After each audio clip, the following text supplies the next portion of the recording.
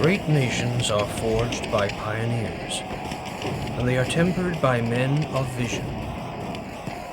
But the true test of a nation's greatness lies in the quality of those often unlikely men who defend it. When the United States of America trembled on the brink of fragmentation, that greatness produced an extraordinary work. Its defenders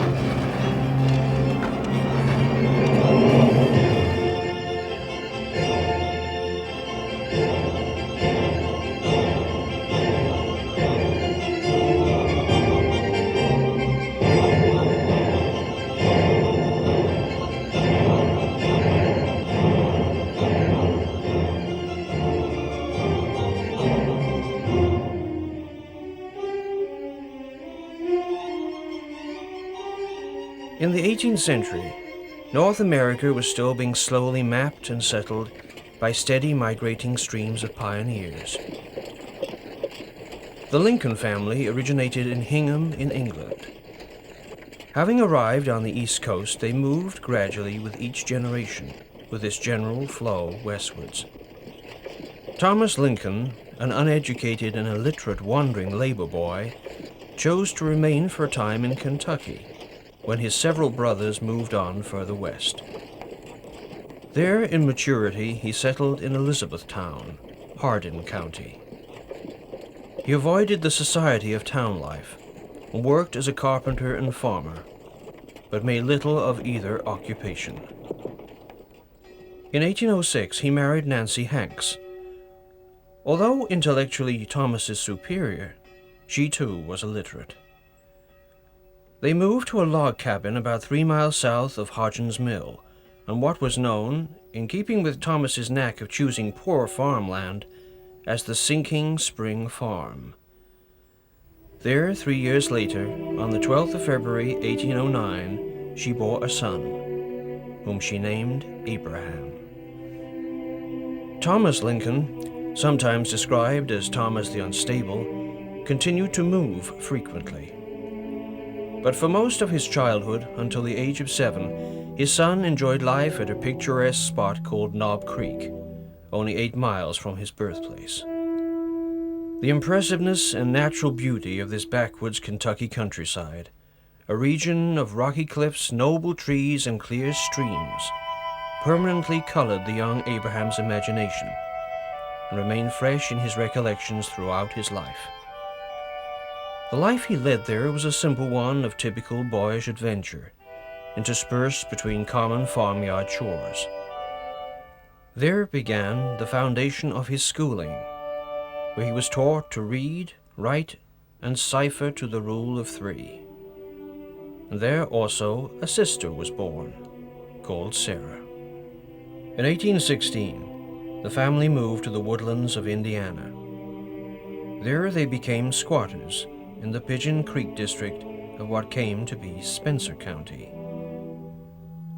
Their first winter was spent in a crude shelter. By the following year, Thomas had built a more habitable bungalow. Then Betsy and Thomas Sparrow, the foster parents of Abraham's mother, and her brother Dennis Hanks moved in with them. They all lived off the land, eating game, fruit, and nuts. But soon, what settlers called the milk sick struck. Betsy and Thomas Sparrow died. Shortly after, having nursed them, Abraham's mother, Nancy, also died. Just as Abraham's early childhood resembles the classic Midwestern experience, sadly, his mother's experience resembled that of many American pioneer women. Thomas Lincoln remarried to Sarah Johnston, who with her 3 children brought the number living in the household to 9. Abraham adjusted well to his new family, and developed into an easygoing backwoods youth, who did his share of hard labor on the family and neighboring farms. More importantly, in spite of the lack of formal schooling, with his stepmother's encouragement, he continued his education, walking several miles to sit for lessons with various schoolmasters. Avoiding church membership, and the religious camp meetings of the period, he used his leisure time to read the Bible, biographies, books of verse, staple fiction such as Robinson Crusoe, Pilgrim's Progress, Aesop's Fables, and works such as Grimshaw's History of the United States formed the mold for his self-improvement. During this time, the young Abraham Lincoln developed a talent for mimicry. Perhaps by imitating the preachers he saw and mostly avoided, he became fond of speech-making. And somehow, free from the strong backwoods lure of loose women and liquor, he became a regular visitor to the country store in nearby Gentryville. There he became a sociable teller of robust tales. Tall and like his father, physically powerful, Lincoln toyed, like Mark Twain, with an ambition to become a steamboat man on the nearby Ohio River. But in 1830, when he was 21 years old, the family moved on again. Lincoln stayed with the family for a time and helped with the move to Macon County, Illinois. During this time, he also had the opportunity to help to build a flatboat and navigate it, in the employment of one Denton Offutt, along the Sangamon River from Springfield to New Orleans. But with this excitement over, and his family now well established, he found it time to strike out alone. He drifted for a time, then in 1831 made his home in New Salem, a remote hamlet about 20 miles northwest of Springfield. Here he studied law and grammar, while employed in a variety of jobs. Lincoln is a man who represents a unique strain of American for many reasons. He was born in Kentucky in 1809, which was a slave-owning state, and that at a very early age his family moves first to Indiana and then to Illinois. Now these are free states. They have no slaves, but they're part of the new American frontier. Territories which only recently have become states, which are still being developed. The second thing is that Lincoln is detached from his family in his late teens. He sets off to work on flatboats down the Mississippi. He then moves to another city in Illinois to become a clerk. The third thing is that Lincoln educates himself, that having little formal schooling, he decides in his 20s to become a lawyer, to read up on the law, and then to practice.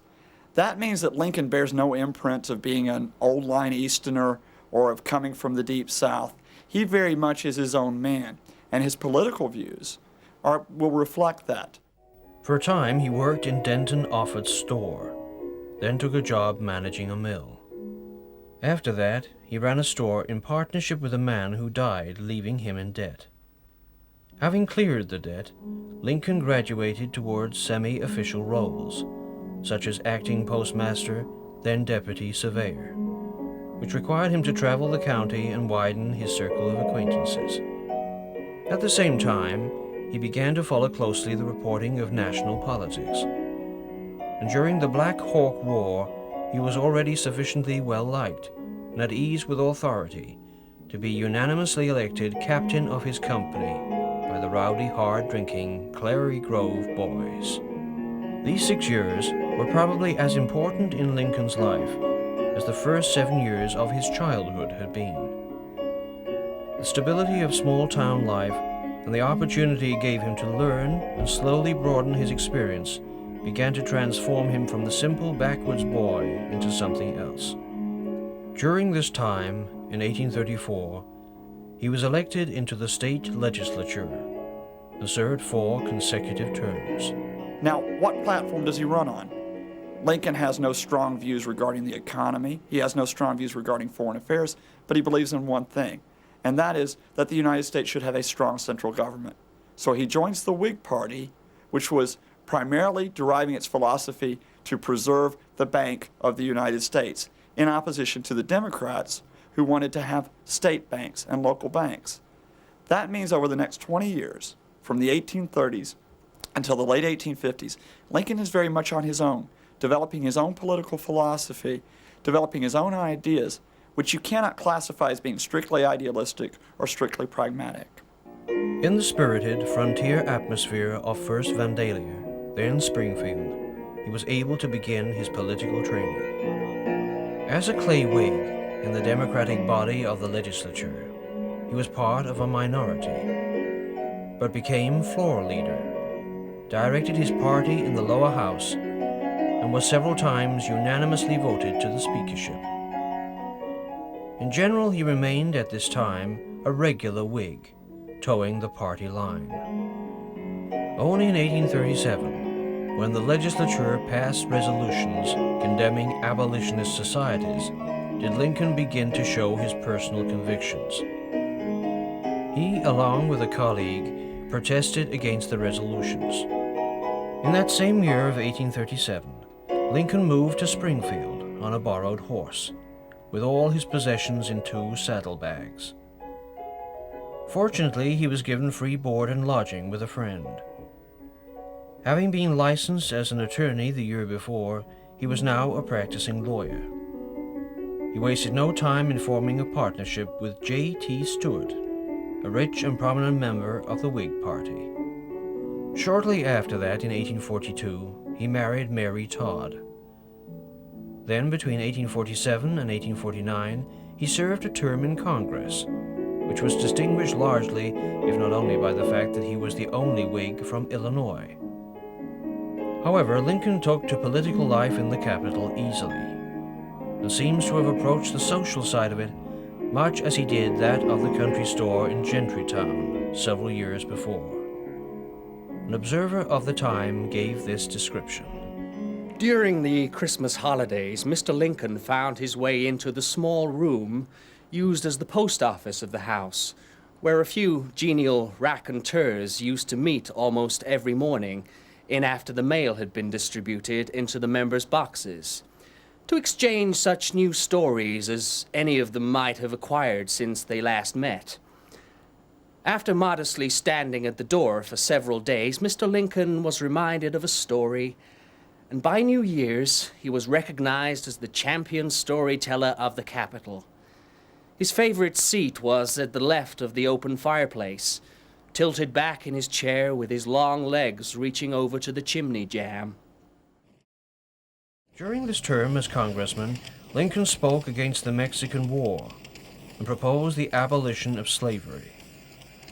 But his efforts were misunderstood at home and in Illinois, where his party was defeated at the next election. He was denounced as a second Benedict Arnold. Disillusioned, Lincoln resumed his law practice, working in both the state supreme and federal courts, and quickly rose to the front rank. His partners after Stewart were first Stephen T. Logan, then William H. Herndon. Both were capable men who maintained a moderate success on their circuit practice. But in the higher courts, where his careful study and sureness of his judgment paid off, Lincoln shone, and his record was outstanding.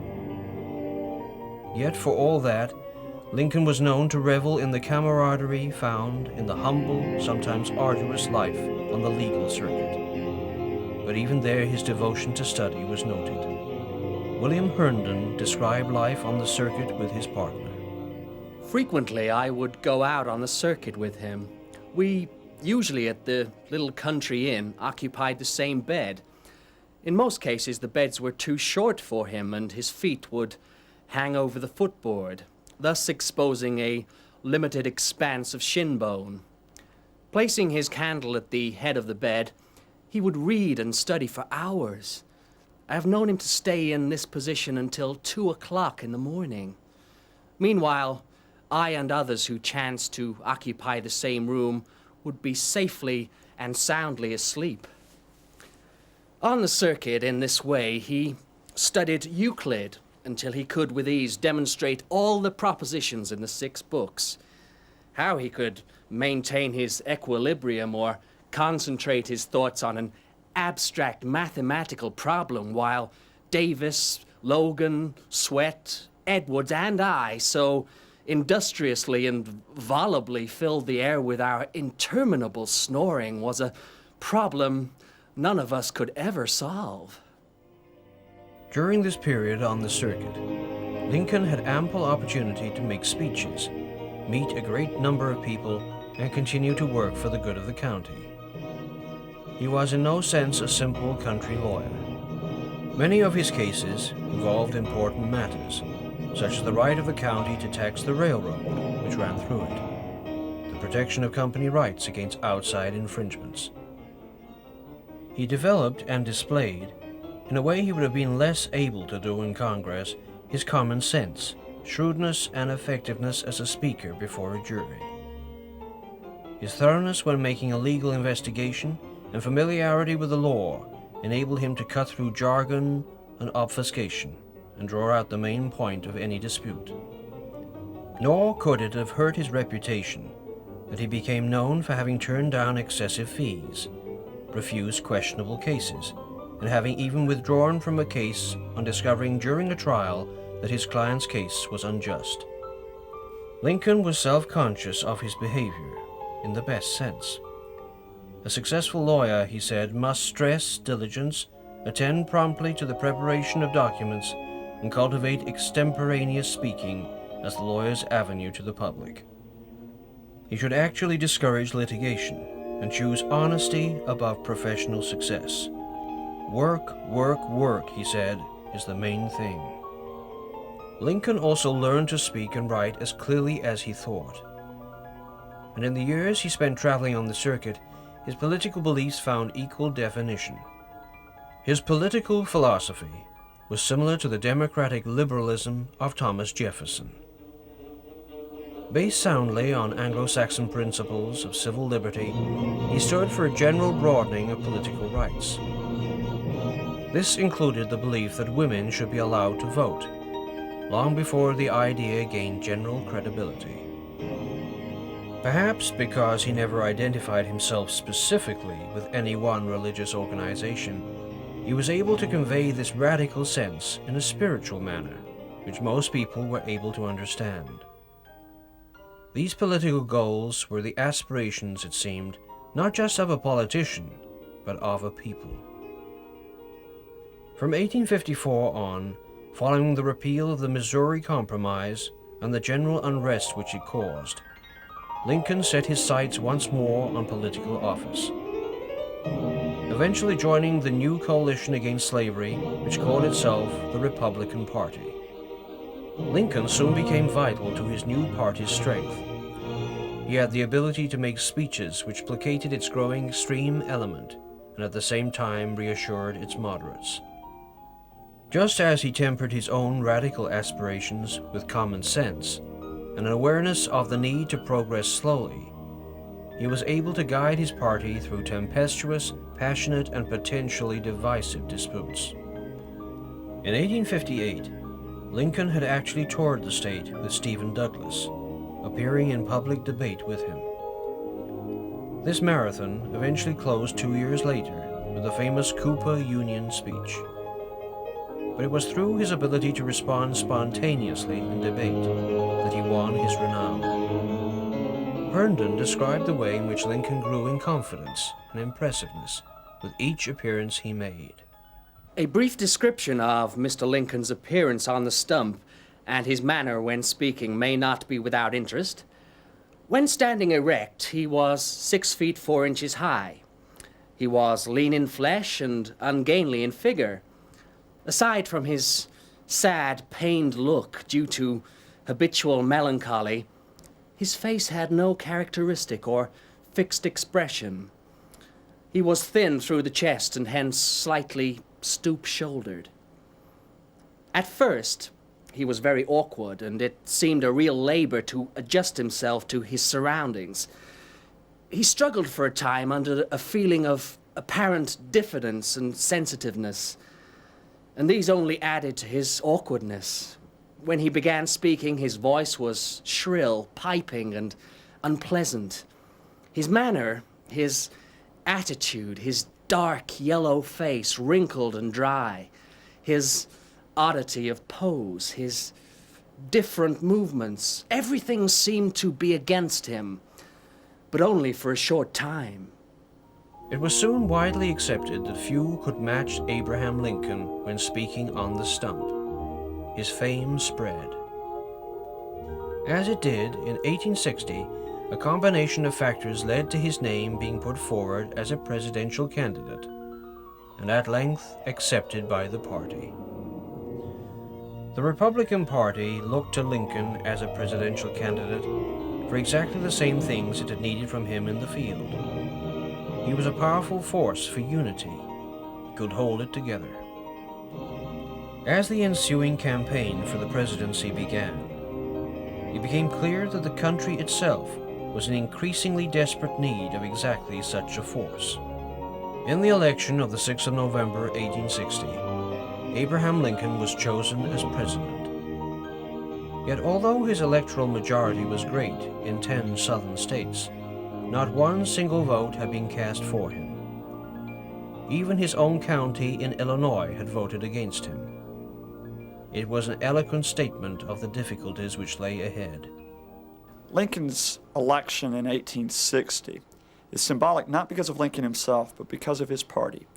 Lincoln was part of the new Republican Party, which had been formed in the late 1850s solely to prevent the extension of slavery in the United States. Lincoln himself runs strongly on that platform in 1860, and so for Southerners, he's not just a Republican, he's a black Republican, someone who will stop at nothing to destroy not only slavery, but their way of life and their economy. Thus, within weeks of Lincoln's election, the state of South Carolina decides that it has no alternative but to secede from the Union and declare independence. And even before Lincoln is inaugurated as president in March 1861, several other states have formed the Confederacy of the United States.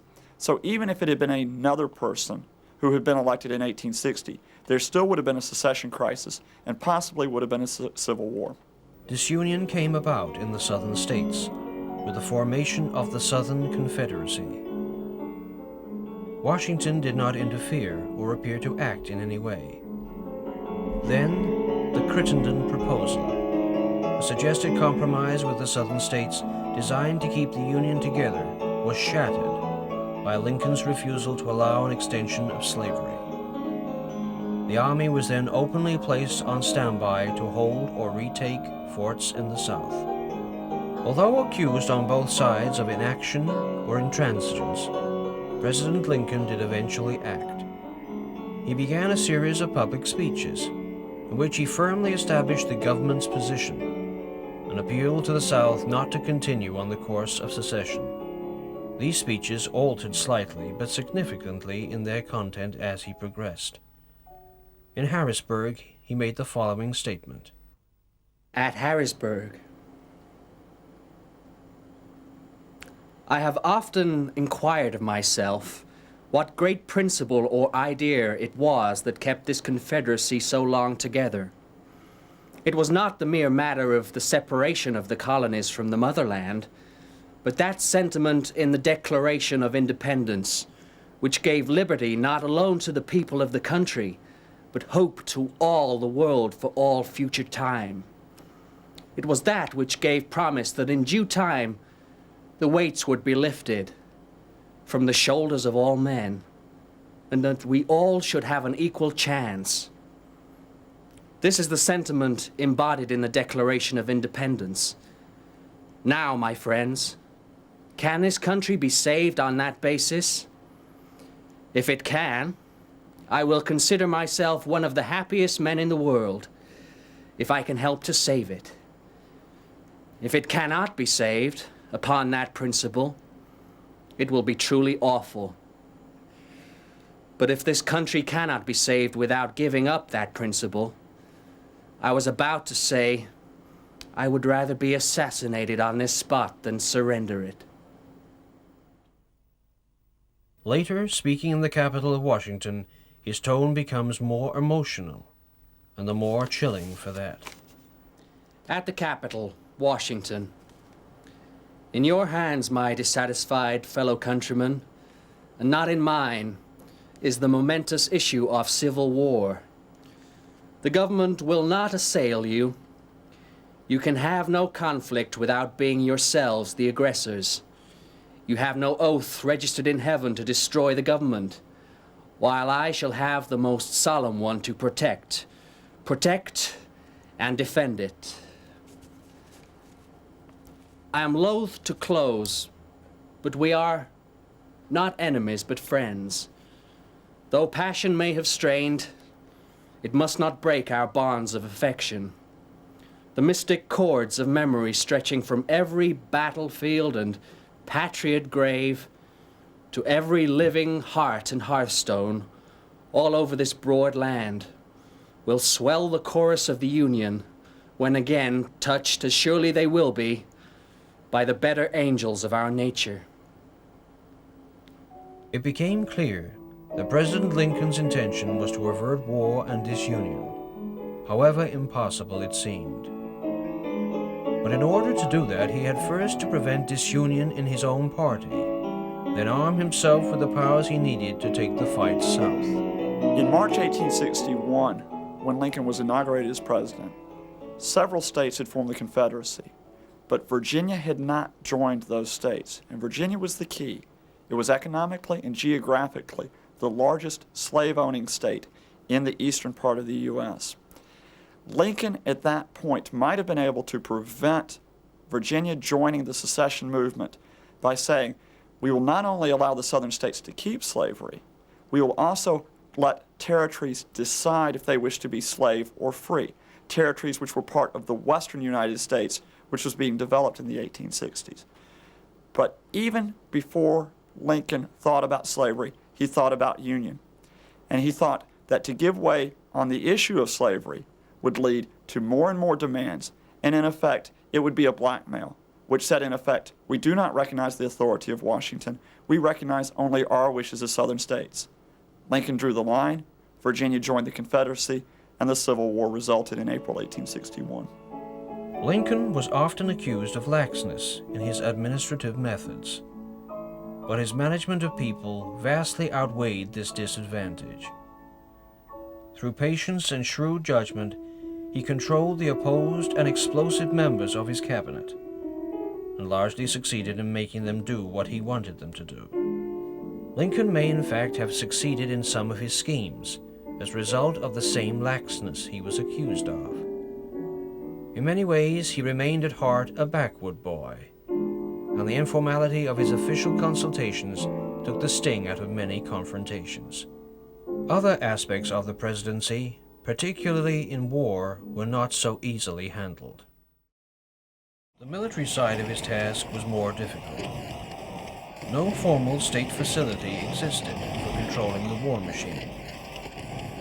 Also, many of the generals were incompetent or motivated by self-interest, which made them useless to the government. Among the more obvious problems, troops were often unreliable under fire, prone to desertion, and divided by mercenary elements who would change sides at a moment's notice. On a more sophisticated level, newspapers were liable to give away military information, discredit the government, and cause rivalry among officers. Military and civilian morale was constantly under attack. Lincoln longed for a single battle which would end the conflict at once. Instead, he was humiliated by a series of defeats. His search for a truly competent general was hard. George Brinton McClellan, a 34-year-old at the height of his fame and powers, was considered a military prodigy. He first snubbed Lincoln's offer of supreme command, which the president bore patiently. Then he argued with his plans, before finally accepting and within weeks failing pointedly to live up to his overblown reputation on the battlefield. Lincoln relieved McClellan of overall command, but left him in partial charge, with Virginia under command of John Pope. But when Pope too failed, McClellan was found wanting against the Confederate Lee, Lincoln handed over all supreme command in quick succession to Generals Burnside, then Hooker, with no improvement. One of the reasons for Lincoln's military blunders, which cannot be denied, was the sheer pressure upon his shoulders. The weight of public office weighed more heavily on the president than anyone could imagine. At first, unsuited to the military task, he studied books on tactics and strategy, pored over maps, worked on orders for the army, counseled the preparation of supplies, outlined the plans for campaigns, and eventually assumed full responsibility in the absence of a suitable supreme commander. There were clearly times when Lincoln was unable to hide the strain. The death of his second son at the age of 12 was clearly an occasion of extra and overwhelming sadness. Long after the death of his son, Lincoln called the attention of Colonel Cannon to the lines in King John. "And Father Cardinal, I have heard you say that we shall see and know our friends in heaven. If that be true, I shall see my boy again.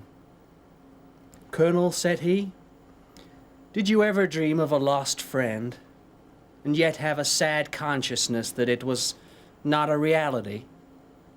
Just so I dream of my boy, Willie." And he bent his head and burst into tears. The weight of office found no similar expression. As the Civil War proceeded, the pressure began to have a visible effect on Lincoln. Eventually, the Army was placed under General Ulysses S. Grant.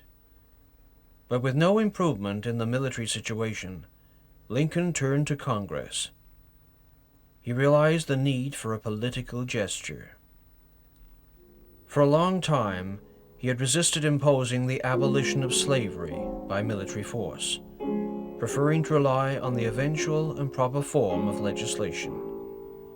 By August 1862, he had ready a proclamation of emancipation, which would provide this. Only his concern that the legislation, once passed, would be ignored, prevented him from acting on it until the following month. Then, on the 22nd of September, he made an announcement at that day's cabinet meeting. It was described by Secretary Chase. The Emancipation Proclamation. Gentlemen, I have, as you are aware, thought a great deal about the relation of this war to slavery.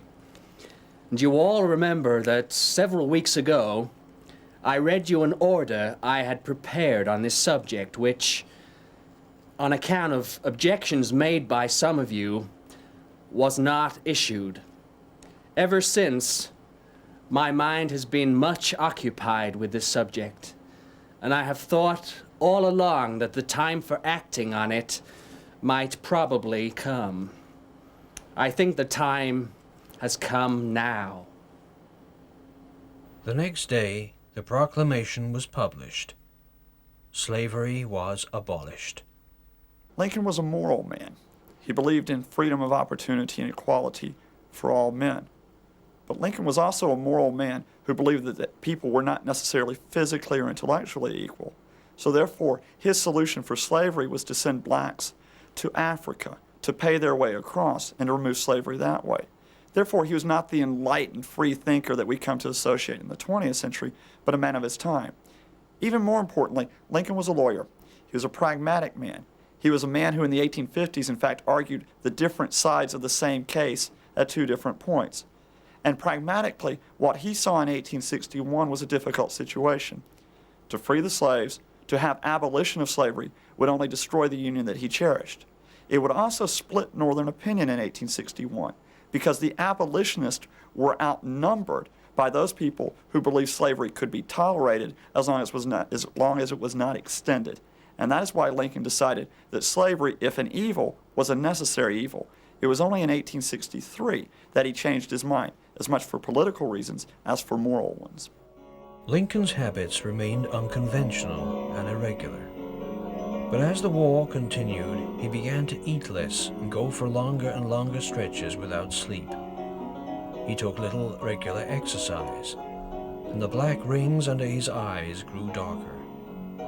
Despite the obvious strain, however, he retained his sense of humor, particularly his ability to laugh at himself, and continued to tell stories when he got the chance. The following anecdote, by one who was present at the time, concerns an occasion when this need for a joke now and then gave offense. On one occasion, a noted congressman called on the president shortly after a disaster. Lincoln began to tell a story. The congressman jumped up. "Mr. President, I did not come here this morning to hear stories. It is too serious a time." Lincoln's face changed. "Ashley," said he, "sit down. I respect you as an earnest, sincere man. You cannot be more anxious than I have been constantly since the beginning of the war. And I say to you now that were it not for this occasional vent, I should die." Despite the pressure, Lincoln remained always ready to shake hands with casual visitors, or to receive the humblest of petitioners. Many of these petitioners were soldiers. From the start of the war, Lincoln had sought clemency for those convicted of comparatively minor military offenses. Although he did sometimes confirm the death penalty, his reluctance to sacrifice life cheaply may have lain at the heart of his growing weariness.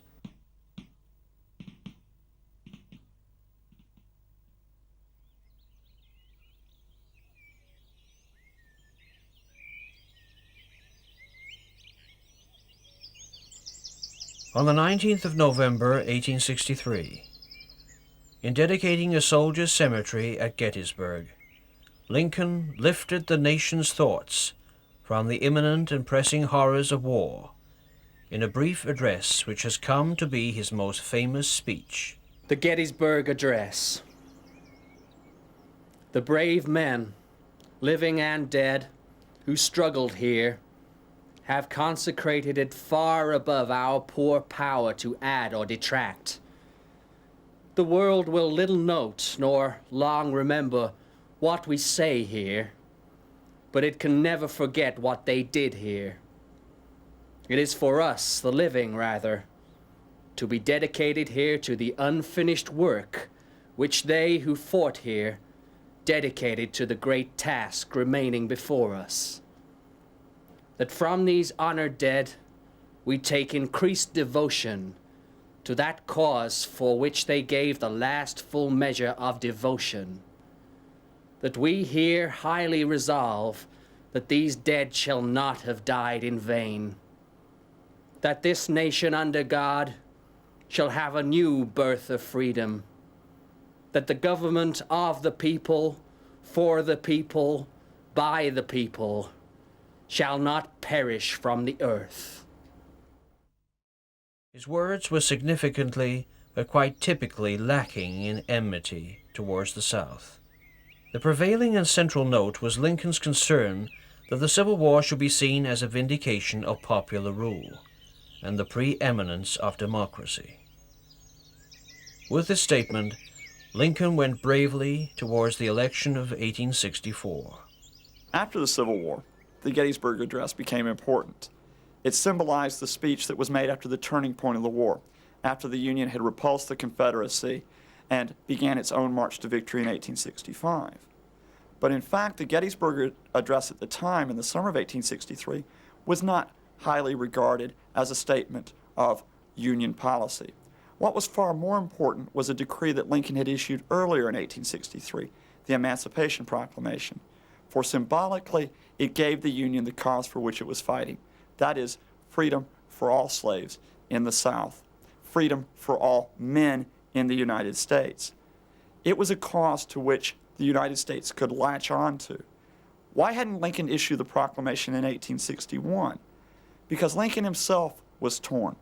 Lincoln believed that his necessity was to preserve the Union, and if to preserve the Union, the Southern states were to be allowed to keep slavery in their own way of life, so be it. By 1863, events had gone too far. Lincoln now saw the South not as part of the Union as it existed, but as a rebellious force which had to be vanquished at all cost. And that is why, for political reasons as well as moral reasons, he decided to issue the proclamation. At home, it rallied domestic support among many people in the North, but abroad, it also kept Britain out of the conflict. For Britain, which had been the major economic backer of the South, for Britain could not now intervene militarily or diplomatically, for she would now be allying with the slave system which she supposedly deplored. Therefore, Lincoln's key event occurred not at Gettysburg, but several months before. In his second inauguration speech, Lincoln repeated the sentiments he had already conveyed concerning the South. "Judge not," he warned, "that we be not judged." And he concluded, "With malice towards none, with charity for all, let us strive on to finish the work we are in, to bind up the nation's wounds, to do all which may achieve and cherish a just and lasting peace." He made every effort to keep the South in its Reconstruction, and it has to be said, Congress made equally great efforts to stop him. But without such a sympathetic hand at the helm of government, the aftermath of war for the South could have been far worse than it was. On the fall of Richmond, Lincoln visited the Confederate capital. There he walked the streets unmolested and consulted with Southern leaders. By coincidence, his return to Washington was on the same day as Lee's surrender. On that night of the 11th of April, 1865, he gave his last speech. In it, he appealed for the South to be allowed back into the Union. The Lincoln of 1861 was not an imposing figure abroad. Like a later president who came from Illinois, Ronald Reagan, he was a big man, a physically strong man, but a man who was little known for politics. He had been a lawyer, he had been a clerk, he had been a land speculator at one point, but he had never been an international statesman. People in Britain regarded him as the symbol of a bumbling Uncle Sam who couldn't even keep his own house in order, let alone tell the rest of the world what should be done. It was only in the later years of the war, the Lincoln of 1863 with the Gettysburg Address and the Emancipation Proclamation, the Lincoln who in 1865 called for reconciliation in his second inaugural address. It was only that Lincoln who began to get international stature. Just as the Union had been rebuilt, the United States had been rebuilt in those 4 years, so Lincoln himself had been built and rebuilt abroad. If he had lived another 4, 5, 10 years, he might have been an imposing figure abroad, but we can never tell. There has been much conjecture as to whether the president was aware of his impending death. Mary Lincoln later recalled driving with him not long before past a country graveyard. It was a retired place, shade by trees, and early spring flowers were opening on nearly every grave. It was so quiet and attractive that we stopped the carriage and walked through it.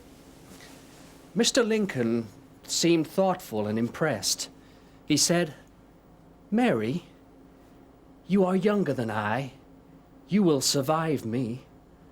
When I am gone, lay my remains in some quiet place like this."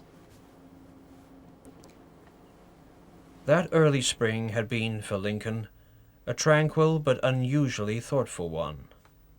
He had experienced many apparently significant dreams. In one in particular, he said that he had wandered through the White House at night, with all the rooms brightly lit, but empty. And from somewhere he heard the sound of weeping. When he came to the East Room, he found the pomp of a military funeral and crowds of people, and a voice said to him, "The President has been assassinated." Whether this is true or not, a great change in his appearance was noted. His whole appearance, poise, and bearing had marvelously changed. He was, in fact, transfigured. That indescribable sadness which had previously seemed to be a central element of his very being had suddenly changed for an equally indescribable expression of serene joy, as if conscious that the great purpose of his life had been achieved. On the night of the 14th of April, 1865, at Ford's Theater, President Lincoln was shot by John Wilkes Booth. After lying unconscious through the night, he died the following morning. Imagine that Napoleon in 1815 had not only defeated Wellington, but was sitting in a London theater in all his ceremony and glory, parading the power of France over England. Now imagine Lincoln in 1865 in a Virginia theater in the old Confederacy, presiding in ceremony and pomp over a defeated country. For that was what the South was. For Southerners, it was not a part of the Union, which had rebelled for a few years. It had become a separate country which had been crushed at birth by the Union. That is why John Wilkes Booth acted as he did. In his eyes, Lincoln was a dictator, a man who had imposed his authority over the South, had allowed Union generals to destroy the crops, to destroy the land, and to kill 1/4 of Southern men. Wilkes Booth was driven by a moral feeling. He was not insane. And when he said, "Sic semper tyrannis," thus be to tyrants, he meant it from a feeling which had only been born out of war. Assassinations occur, and they occur for moral reasons of their own. And even though we can't understand them more than a century later, John Wilkes Booth thought he was doing a favor to his beloved Southern country when he fired those shots in 1865. During his last day alive, he had discussed at length in a cabinet meeting proposals for the Reconstruction of the South. He had expressed a wish that all vindictiveness be set aside, and that the people should be treated leniently. There had been a great deal of opposition to his plans. With his death, that opposition faded. The martyrdom of his death ensured that his last wishes were carried out. The plan later announced by President Johnson very much resembled that which Lincoln had proposed. Lincoln's legend will not be as an excellent commander-in-chief of military forces. In part, the problem was beyond him. In 1861, the best officers in the U.S. Army were Southerners, and those officers understandably joined the ranks of the Confederacy. But in part, the problem lay with Lincoln himself. He was unsure of himself militarily. His only experience of military action was in the 1830s, when he led a group of frontiersmen against the Indian threat in Illinois and returned with nothing more than a group of mosquito bites. He didn't feel sure of himself, and therefore he deferred to generals like Winfield Scott, whose best days were behind them, or to young but cautious leaders like General George McClellan. That meant for 3 years on the Eastern Front in Virginia, Lincoln's military men were desperately chasing Robert E. Lee, Stonewall Jackson, and Jeb Stuart to no avail, and to the point where they almost got themselves defeated in 1863 in Pennsylvania, a defeat that surely would have brought peace and a separate Confederacy. Lincoln was saved from this by the excellence of one commander, General Ulysses S. Grant, who was brought from the Western Front in 1864 to lead the armies in the East. Lincoln was at least smart enough to recognize that in Grant he finally had someone who could win the war, and there he was able to defer to him. But for his failure to identify promising talent before 1864, and for his failure to take command, Lincoln bears an amount of criticism which should balance his political achievements during the Civil War.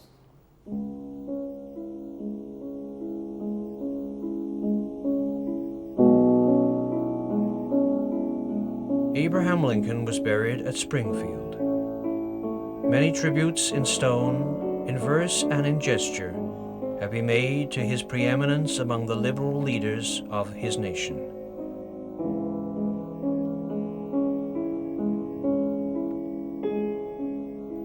But of all tributes, the greatest is surely that for which he himself was responsible: the continuance of American democracy and the Union of the United States of America.